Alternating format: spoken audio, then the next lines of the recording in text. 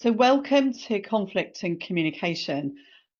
We started exploring this topic because we've been supporting a mentoring program at Brunel University for 10 years, and we were really keen to make sure that we could capture more value from all our engineering mentors for the engineering undergraduate and master's students. And we wanted to know what it was that the mentors found that were common at work, and what could we learn from them we could then draw back into the program, maybe create a few case studies. And a topic that came up out of the interviews that Helen did showed that that conflict and communication issues were really at the heart of some workplace tensions.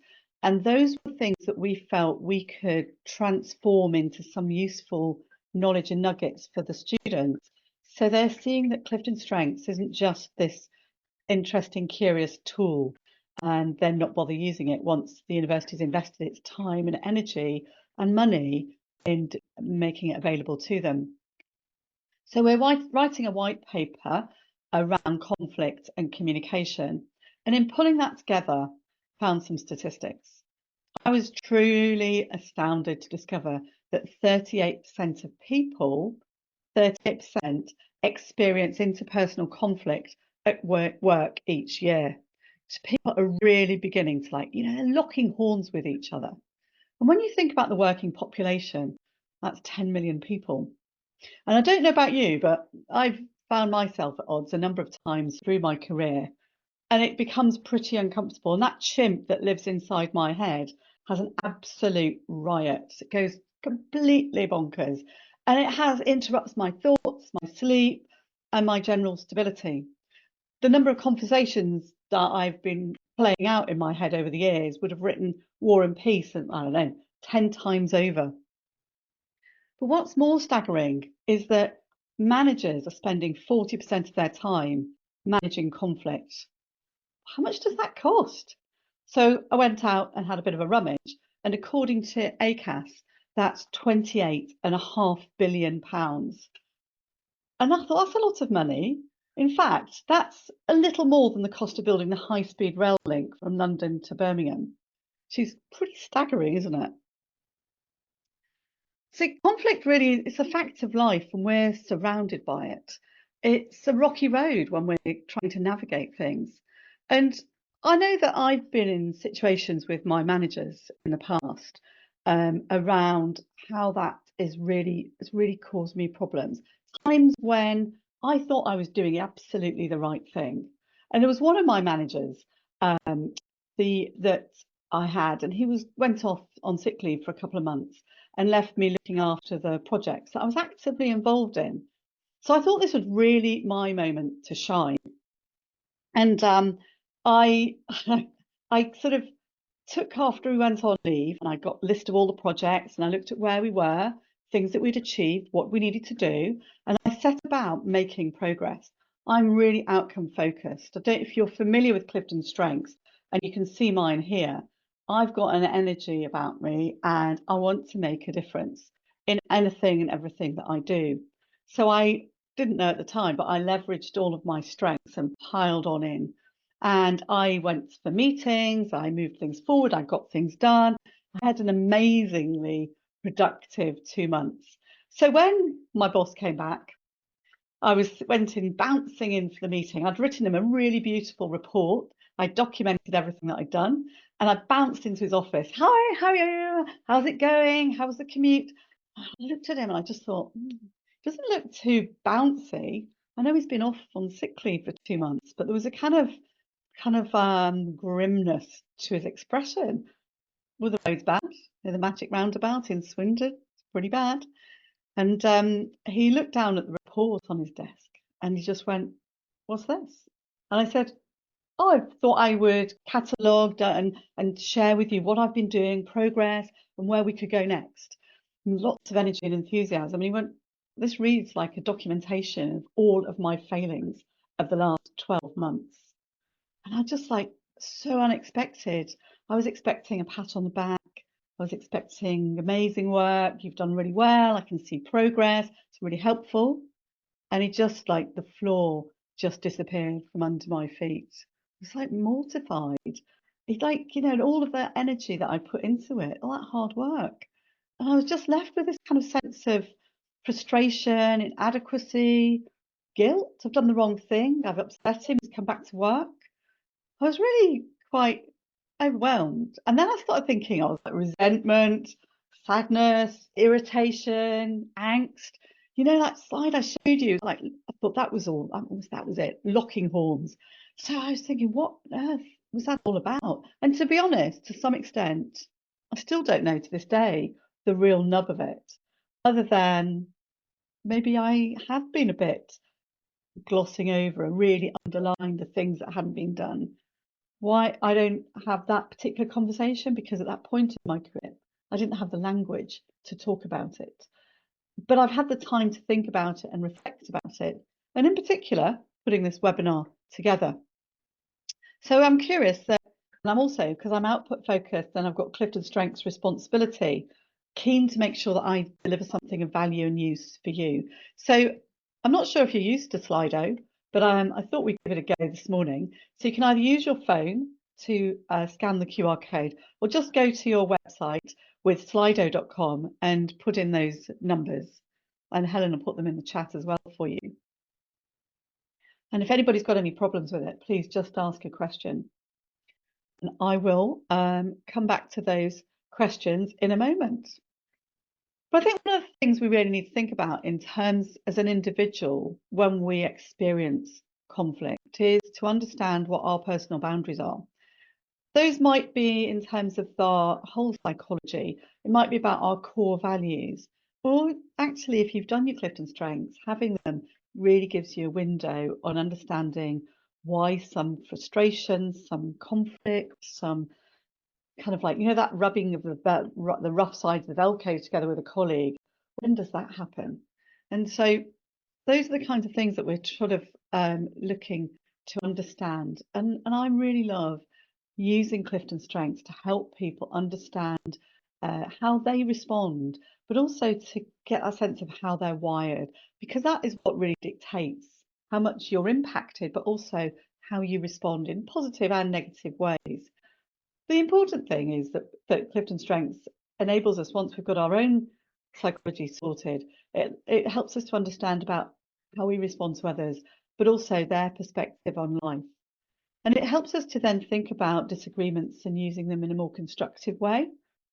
Ultimately, it is a journey, isn't it? And it's about not having a magic formula, but it's giving you a tool set. So somebody's interested in learning more about effective ways to resolve conflict, how strengths may support communication in your top 10. So that sounds to me like I'm going to be able to do that for you. How to manage my manager who, I can't see it on my screen, Helen. Can you tell me what that one says? You're muted. Who always seems angry. How to manage my manager who always seems angry. Oh, cool. Brilliant. Lovely. Okay, thank you. We'll reflect back on those questions as we get further through. So our boundaries are about knowing where we are, but how does that boundary interact with somebody else? Sometimes, I don't know about you, but for me, it can be the smallest thing that can flip or trigger a shift in my attitude towards somebody or my behavior. What triggers you in particular? Does anything trigger you? Have you thought about that at all? Is it the same thing? Is it the same people, the same behaviours from other people? So the sort of research that we did with the students was really about how can we help inform the student population, not just at Brunel, but at other universities that we interact with. So when we were doing the research, we looked at what were the triggers of conflict, and came across this recent paper from published in the Harvard Business Review. It's a great source of useful nuggets of information.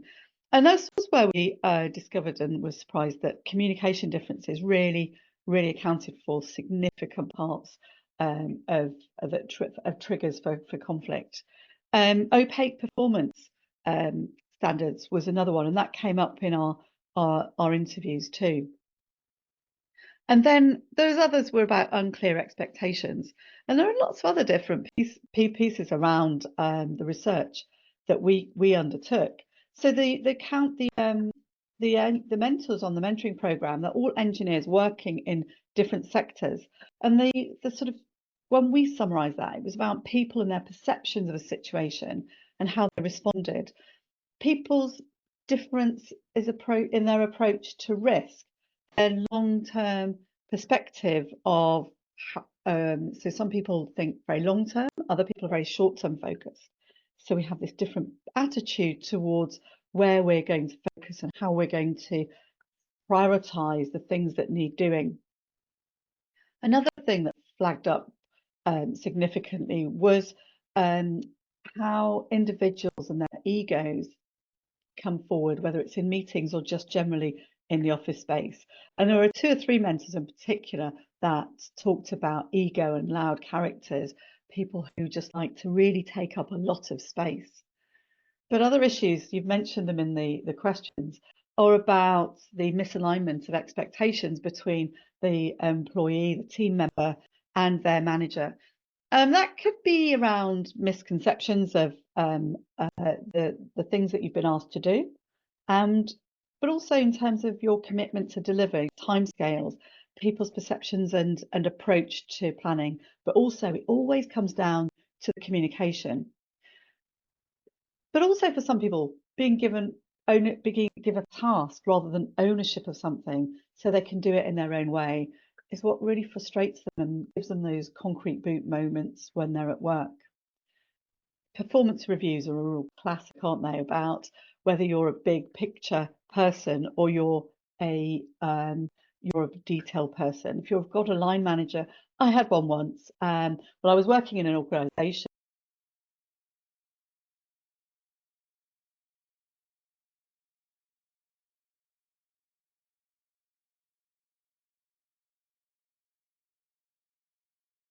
This meeting is being recorded.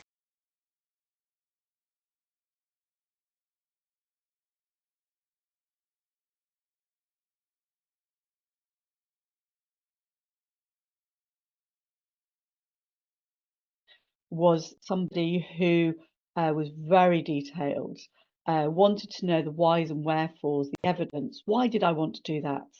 And I guess, a little bit more, I collect information and I form an opinion and approach. And I'll try lots of things. I take little bets on things, bring lots of people together, have conversations, listen to them. What is it we could do? This manager didn't like that. So when I went into my performance review then, I was being given huge critique for doing the things that I'd been praised for by one manager, and suddenly it was the worst thing in the world to go off like a loose cannon as my new manager saw it. Again, didn't have the skills.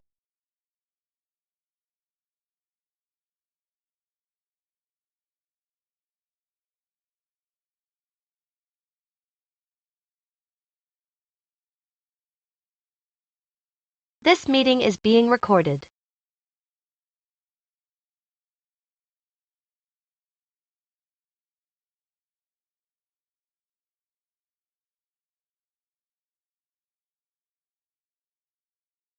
Themes, but even so, I'm going to want to get to outcome rather than be too concerned about bringing too many people along the way. So I'm kind of thinking about this in terms of the context and the communication. And I came across this amazing quote I really love from George Bernard Shaw. I use it lots of times in my talks and webinars and workshops because the biggest problem with communication is the illusion that it's taken place. People who've got communication as a Clifton Strengths talent sometimes are on broadcast mode more than on listening mode. So I just want to give you a little bit more about the study that we undertook. So there are 80 mentors on the programme, and there was a very short window last summer when we were able to do the interviews. And Helen was able to actually do 20 interviews with mentors and who come from different engineering sectors. And we've been providing Clifton Strengths training for this programme for 10 years, so there's a really great capacity for people to engage with it and understand what they're about. So this sort of findings really focused around these areas around differences in perceptions, task versus ownership, and our comparison to others. Are we matching up, trying to be like somebody else, and then that, of course, not coming through We're translating these into really great case studies and examples for our undergraduate students. So I'm interested to know what has caused conflict for you. So let's have another little go at Slido. Have you got any conflict examples? And what I'm going to try and do as we move into the Clifton Strengths section of this session, I want to be able to take your examples and explore what potential Clifton strengths might be at play for you. And we've created this sort of grid, which if your strengths might play out like this, what could you try and do to tune or adjust the way forward so that you can lower the energy of the tension or conflict that is in place for you.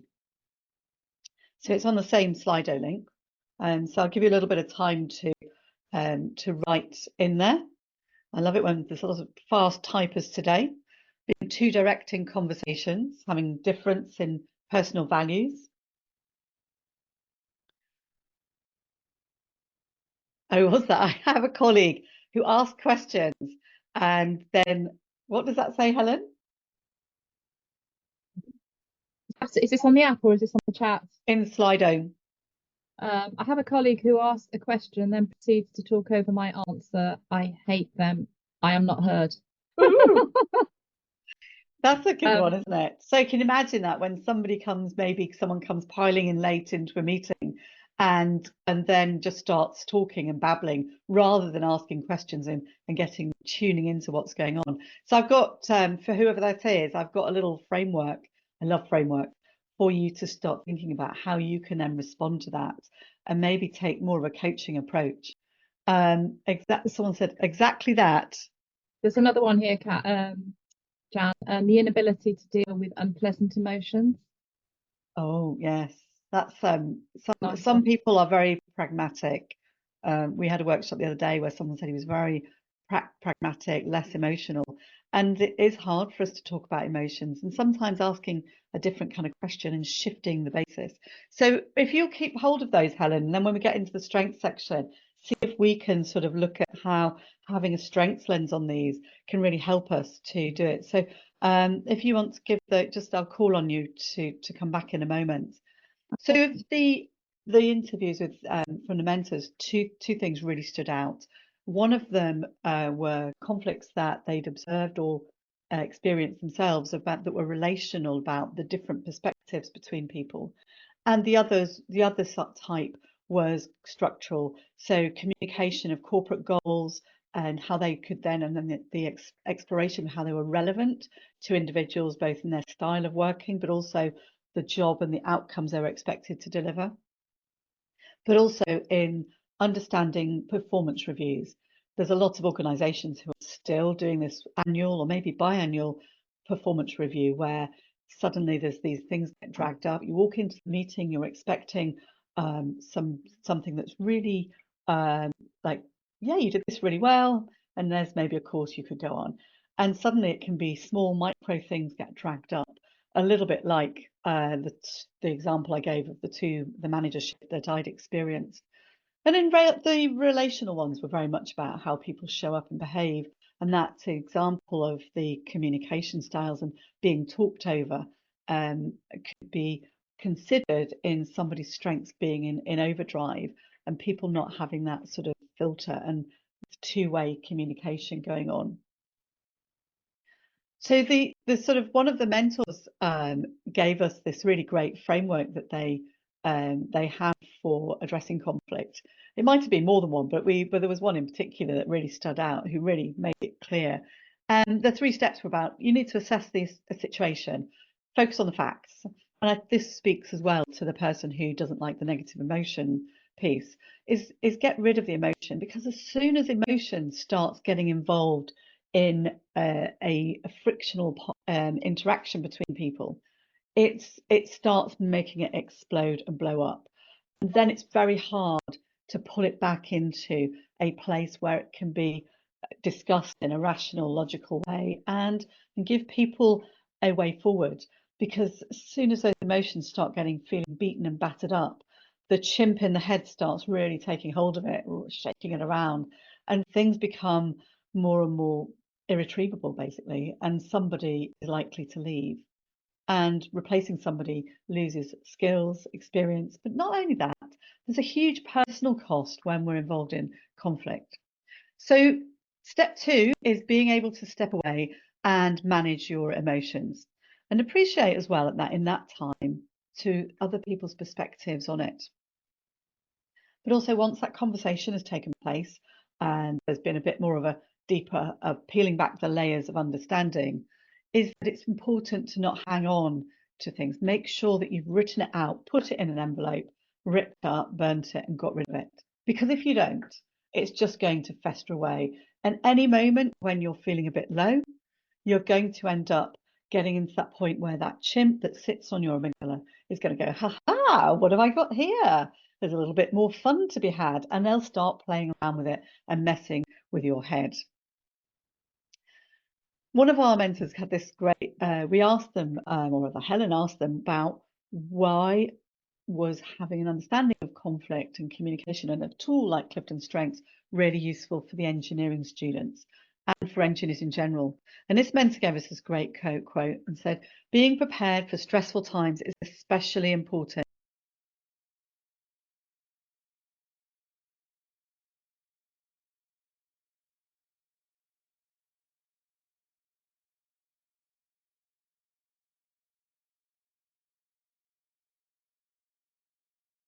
Recorded.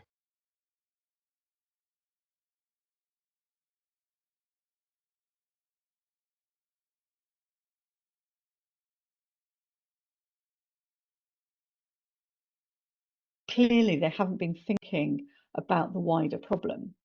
And this mentor's got lots of deep thinking themes, and so he's always thought about it. So the suggestion that he hasn't thought deeply about it really upsets and offends him. But of course, that other person, if you ask the question, you're able to look at their Clifton Strengths, might have the analytical strength where they want data and facts. But actually, people who've got analytical just love asking questions because they're engaged by the questions, curious about the answers. That's their way of understanding and building up a picture of the problem and the world in which they inhabit. So knowing where we are and who we are and being able to capture our triggers is so important. So that's our strengths that in the terms of Clifton Strengths come from an innate way that we are wired, our deep psychology. And they give us a filter on the world, and that's how we see and perceive everything. I see everything as I get up in the morning with boundless energy. I'm looking at where I think I'm going from yesterday because I've got strategic at number 1. But I look at it with a curiosity and think, how can I get there better? Got maximizer. I think, how can I get there better? How can I get there quicker? How can I make what I'm doing have a greater impact? And that's it. I'm off for the day.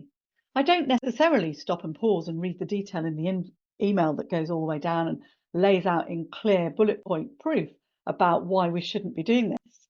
I've just seen their first opening line. It should have said, Jan, can we just pause a minute and have a quick chat? Sure, I'll pick up the phone right away. So my strengths, your strengths, everybody's Clifton Strengths give them that lens on the world. They give us those filters that we look through. It's like wearing, having a single lens glass. But we also have a second lens. We've got bifocals on. And those are the cultural norms, the soup that we've grown up in, where we're learning to understand and appreciate how do people that I live and work with and have grown up with in my family perceive time, for example. Do people give me information in micro detail, or do they assume that I will do it? Is that high context or low context? Those kind of factors are really explained really well in the book, The Culture Map. But those dictate our emotions and behaviours and how we interact with the world as we go through our day, whether it's with our family, our friends, or the people that we're working with, and indeed our customers. So understanding it gives you that lens, that window on what you're going to be doing as you go through the day. So a little bit about Clifton Strengths. It's about focusing on what's right with people, shifts your lens and perspective, but it gives you the clues about what people that you work with, aside from yourself, need to be their best. And our mission in working with Clifton Strengths, with managers, with leaders across the world and with educators is about helping people to be their best every single day. So that could be you're helping your clients, your colleagues, your team members, your manager. How do you manage your manager best? What do they need from you? But even more importantly, if you're an outward facing role, it's about understanding your clients. And indeed, if you're in the care sector, your patients, what do they need to be the best patient? How can you give them the right information in the right way? Who needs data? Who needs details? That real granularity about what is going to be happening. And who's happy with the big picture? This is what's going to happen, and this is what the outcome is likely to be. And people would be likely to move forwards. So Clifton Strengths is based on 2 million interviews over 40 years. It doesn't tell you who you are and what you will do, but it gives you clues about how you might think, feel, and get things done. We've been working with it here at Catalytic since 2011, and we've developed a whole range of services and support to help people be their best. People manage their manager, manage their PhD supervisor, be a really great leader, and build an inspiring, high-performing teams. So we also run it free if you do use Clifton Strengths. Just come along to one of our free Strengths Jams every month. So I'm sure that Helen or Hayley will put the links in the chat. I particularly enjoy some of the quotes that have come from Simon Hurry, whose consultancy Play Nicely does real deep dives into what Clifton Strengths means. I love this quote from him. He says, "There is no we before an I. A we is two I's in agreement. Otherwise, there is no we." Just take a minute to process that and think what it means. So we can't work together well until I know who I am and what I might come across like. That I might come blasting through the door with new ideas, with energy, with a passion and a desire to get things done. While my colleague Helen wants to, with her blue relationship themes, is actually just, hey, can we just have a talk around that more? Can we get to know more about it? What's the impact going to be? I'm already agreed to do this and this and this and this. And now you want me to do this and this and that. Which one's more important? Or are we just going to dump all of that? No, I say, we're going to do it all. I see you smiling, but it's true, isn't it? Yeah. And it's that understanding how we show up is important. And we can't get to that place unless we can give that little bit of space for other people to be who they truly are and so that they can be their best. Oh, I love it. I've caught the chat. Noor Mawas has said, beautiful quote. Thank you. I think I absolutely agree with it. And then he's got another one, which I think, again, really lands well when we think about when does these tensions at work really play upon people, and when does it start festering and become conflict? When it can be a silent conflict where the one person is in trauma and the other person is blissfully unaware there is anything going on at all. As soon as you're in a relationship with low self-esteem, so that's you as an individual, your chimp's there playing away and giving you heaps and heaps of grief by playing around inside your head. When you're in a relationship with low self-esteem, you're always looking for validation, and it becomes a major issue. Whereas when you're working with your Clifton Strengths, when your conversation is focused on your strengths, and you know that those are your innate talents, your innate ways of being, and you own them, you become more grounded in who you are, and your self-esteem starts growing and blossoming, and you start then emanating a very different level of confidence in what you can do. So I said earlier, I promised you, I always keep my promises. I've got responsibility. I promised you a framework for having a conversation. Oh, I've just seen a great quote from Sven. I've got to go and jump onto that. Thank you. If you avoid the conflict to keep the peace, you start a war inside yourself. That is so absolutely, that captures that too. Thank you. I appreciate it. And PJ says, we have low self-esteem, we allow others to inflate or deflate us. So owning your self-esteem, knowing where it is and knowing how to grow it is vitally important for your well-being on many different levels. So I promised you that framework for having a conversation. So, for example, this is the SBI framework. You can find it online.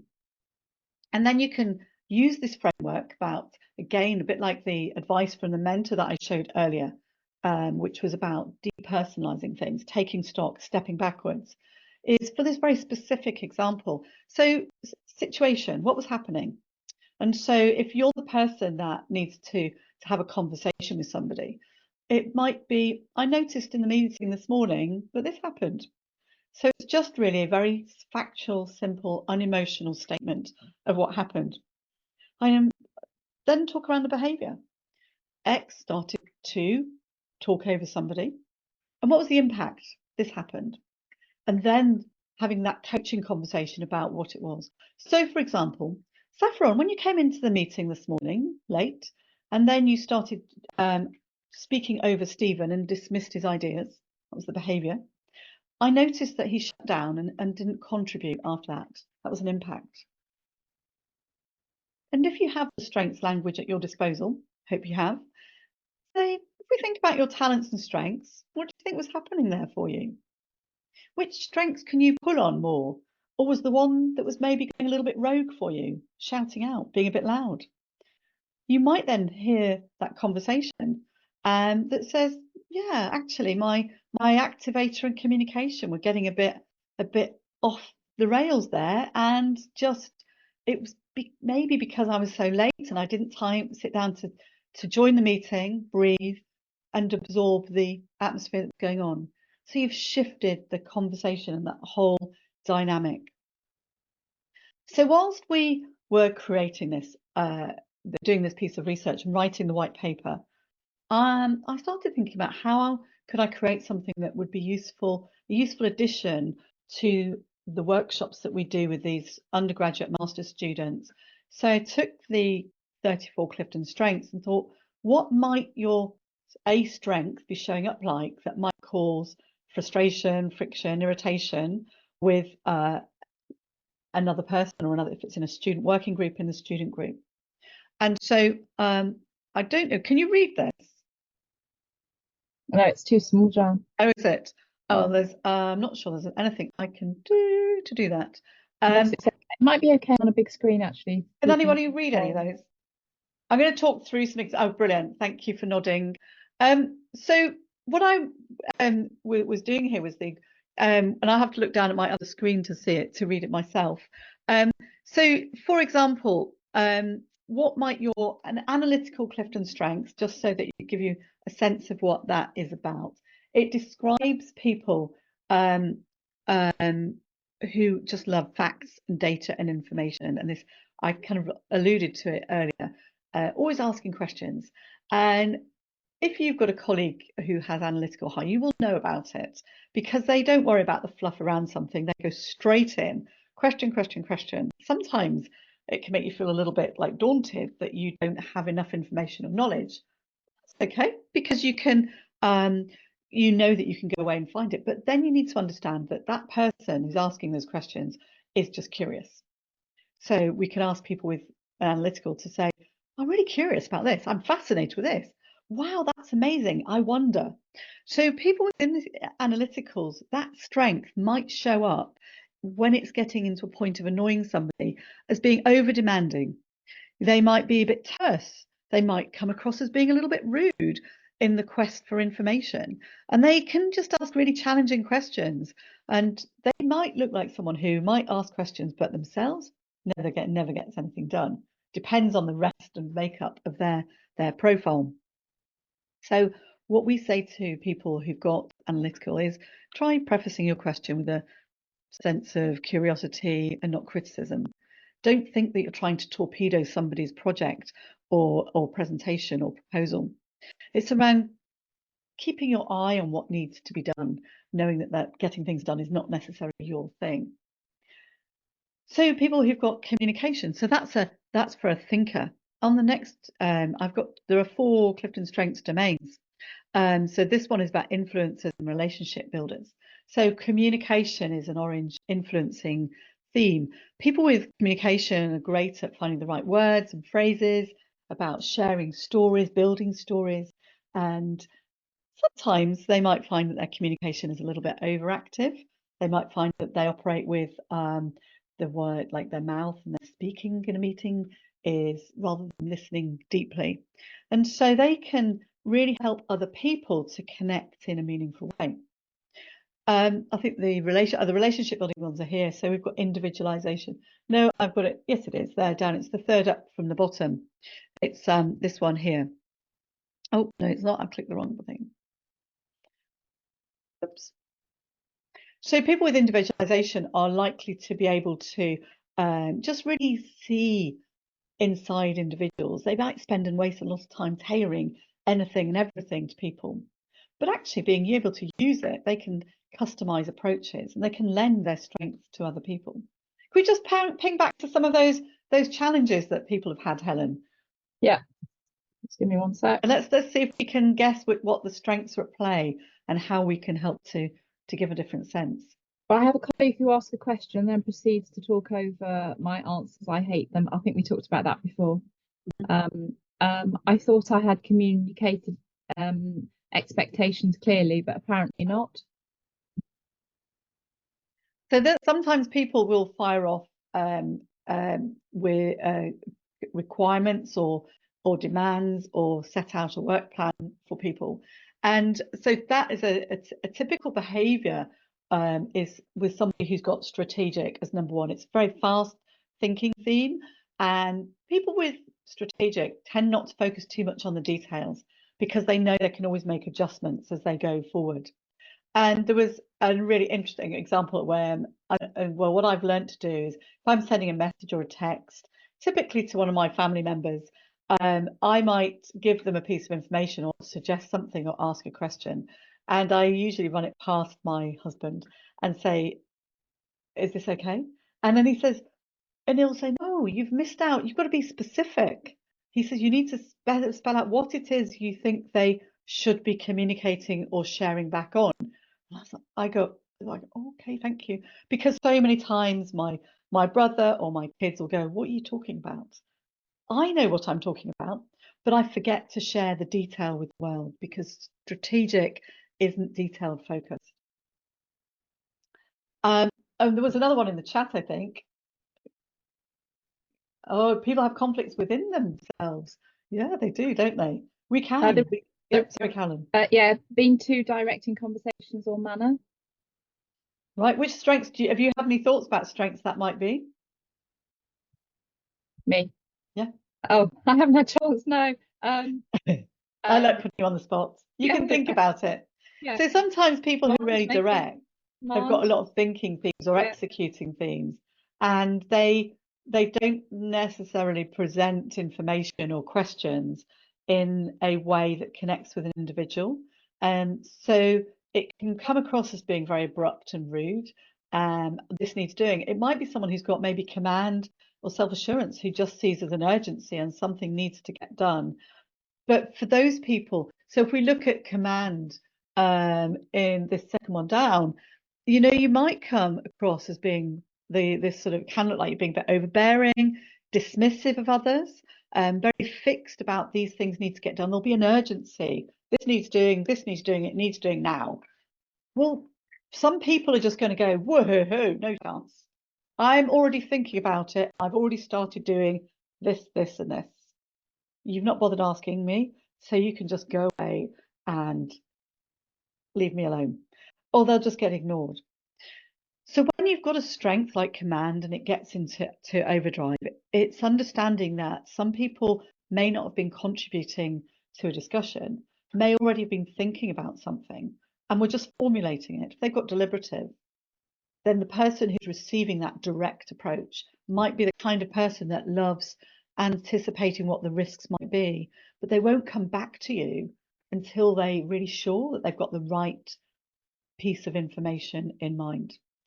So that's when you might get that friction between the person who's got an influencing theme like command, or they're a dispassionate thinker who's not even thinking about it. They're just, this needs doing. They've assessed the information and this needs to do. Typically they would have an executing theme too, or it's about urgency. This needs doing and it needs doing now. But it's about taking those moments to know who you're asking to do something and and being able to reflect it back. And if you are that person who's feeling a little bit affronted, if that's the mild position you're in, then for you it's saying that's really a great thing to want to do. You need to give me some more detail. But what about this? And what about this? And what about that? Spell out the bigger picture for them, or ask them. That's a great thing to get done, and it does need doing. Is that the right way to do it? So do that communication piece. George Bernard Shaw, imprint it on your wall. It's a two-way process of having communication. There are a couple more, I think, Helen. Yeah, I'm just adding one into the chat. Okay. My boss is always doing things he's asked others in the team to do. He just seems to stay on later and later and work harder. Who else has had that? Who's had that experience where people are just kind of workaholics? I know Helen has. So quite often that behavior of the manager is somebody who's probably got achiever, probably who wants things to be done, hasn't communicated clearly enough when they need to be done. And if someone in their team has perhaps got adaptability, and they're going, yeah, that needs doing, I'll do that. And they will pencil in their minds when they'll do it. But the manager will then get to the end of the day and not have seen it, and they're going, it needs doing. And they will just then get on and do it themselves. And the net result of that, I'm sure you can all guess, is going to be like irritation. Well, you've asked me to do it, I've started doing it, and I'm going to finish it in the morning. That's the 15th time you've done that to me. You don't value me, you don't believe me, and ultimately, you don't trust me. And as soon as we get into that piece around trust, it's a bit of a slippy slope. And over time, it gets steeper and steeper.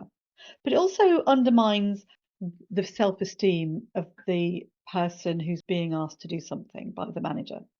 And that is something that starts being, we've mentioned that a couple of times, about that being the point at which things are really starting to break apart, because that person is starting to think, I'm not valued, I'm not trusted, I don't fit in here, I'm not part of this team, I'm feeling miserable, I hate it.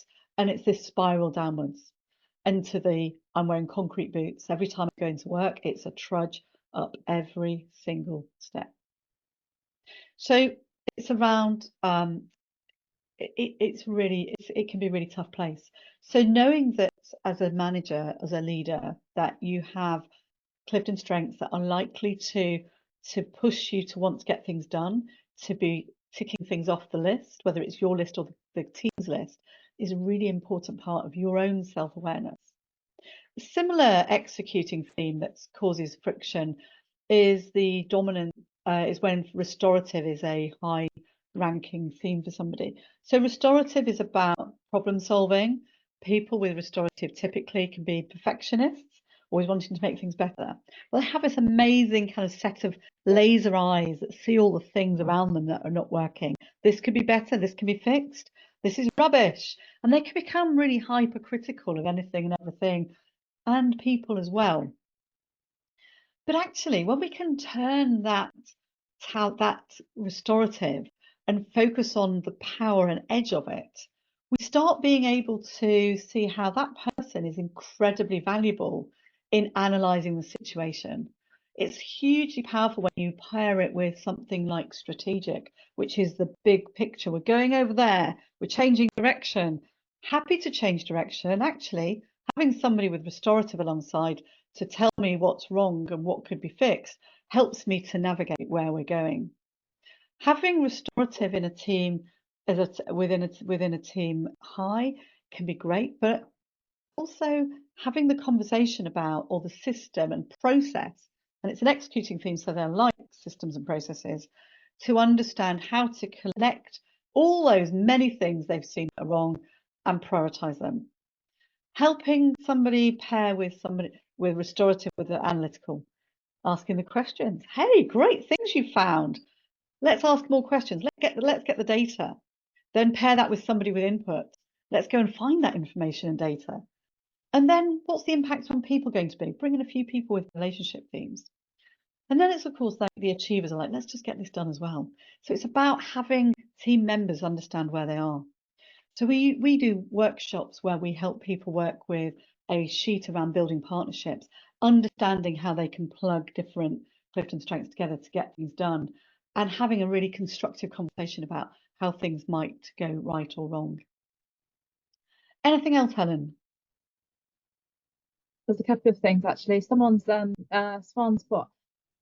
has put, I often wonder what's the strength behind saying sorry all the time in England. Made me laugh. Yeah, do you know what? I've got a friend who I love her dearly, and we always tease her because she's always saying sorry. And do you know what? I'm going to send her a code this afternoon to do it. Is it about, it's that's a brilliant question, isn't it?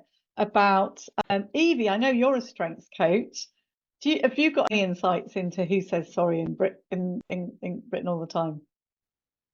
Well, I was just going to say, because I'm not from England, it seems to be quite a cultural thing. Because when you were talking about the filters, it can be quite it's quite noticeable that it's more of an English phenomena. But also, I wonder if it's people who want more harmony in their lives, perhaps are concerned about upsetting other people, and so are looking for sort of more of an equilibrium in the relationship. I know that's something that's not me. Harmony's in my bottom 5. Interesting. Yeah, no, I love that question, Sven. Brilliant. I'm going to go away. Thank you. I love it when people give me ideas and set my thinking going. It's fascinating, isn't it? It's making me think I'm seeing the abruptness piece, and you know that people don't want to upset people, and I think that people do come across as abrupt. Quite often, they've been mortified to think that they've been abrupt or hurt somebody's feelings, and yet that can be inadvertently what they end up doing. But being able to have that conversation and say, do you know what? I think you're this strength in overdrive today. So Jan, your self-assurance, it's just on fire today, but I'm finding it a bit too much. Or it's around having that strength-based conversation. Or when you start really owning it, it's about strengths-based humor. And once you move it into that point of humor, you really got it onto a much more interpersonal layer and level. And humor really mostly is about trust. And when it misfires, it's not about trust, or it just blows away trust.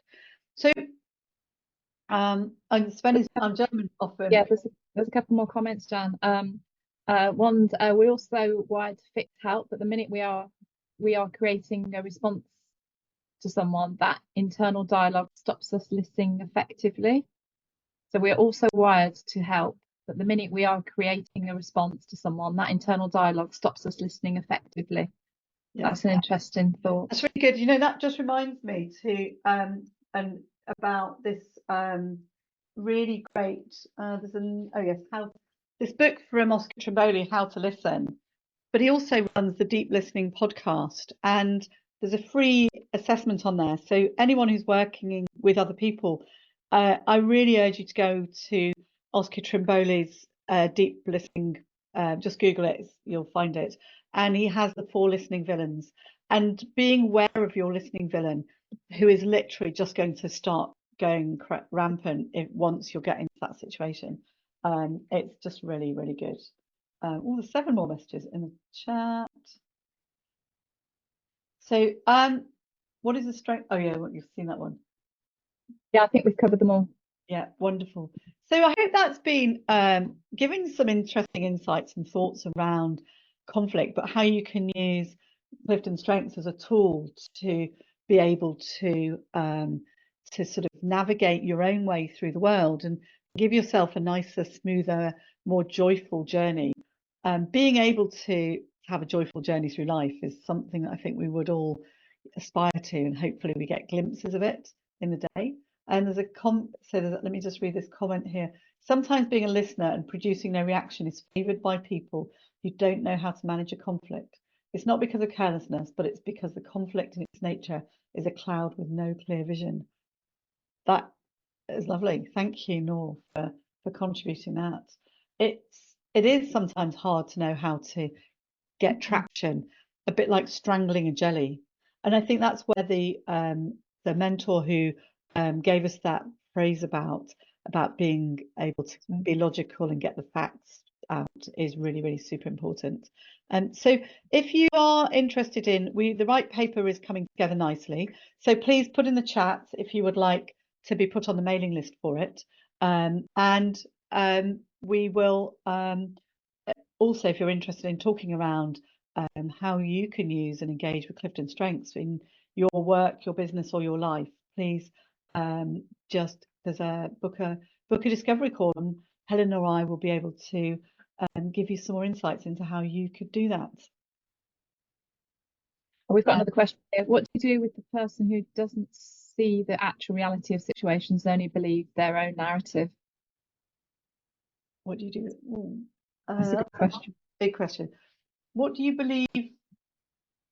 What do you do with the person who doesn't see the actual reality of situations and only believes their own narrative? So they're stuck in their head and won't compromise. I think before you can get anybody to start thinking about other people, you have to start connecting them with who they are and knowing how they're wired. What is their own psychology and how do they interact? What are their filters on the world? Because it's and I think we would start with Clifton Strengths and coaching and helping people to know how others.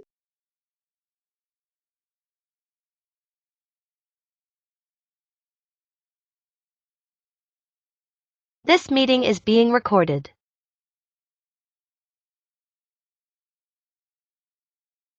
Sessions and we do engineering inclusion community activities because we just love connecting with people, and we do lots of work outside, but it's really great to connect with the wider community.